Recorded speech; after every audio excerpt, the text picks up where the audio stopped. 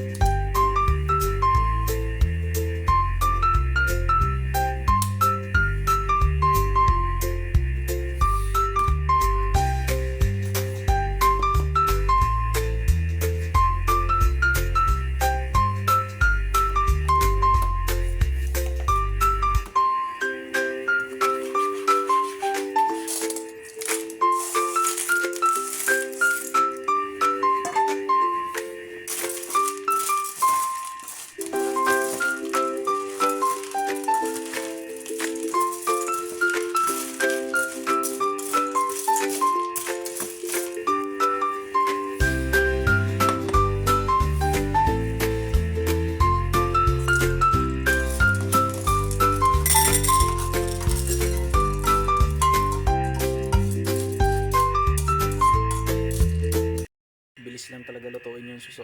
So, tikman na natin. Sarap siya, guys.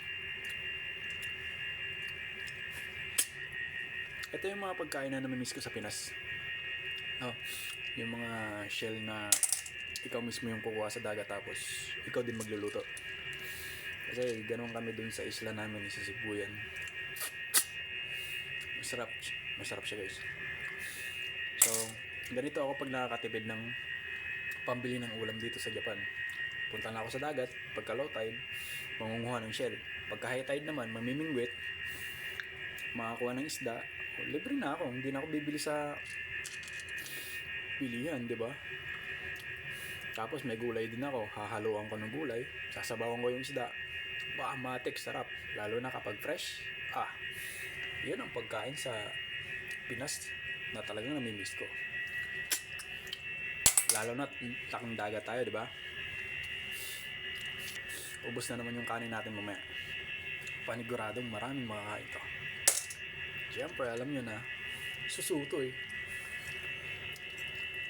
Kaya kung may namimiss kang kasipsipan, manguha ka ng suso, gataan mo, sipsipin mo. Yun lang, guys. Maraming salamat sa mga sumusuporta sa akin dyan. Lalo na yung mga pamilya ko dyan sa Pinas. So, thank you. And God bless us all.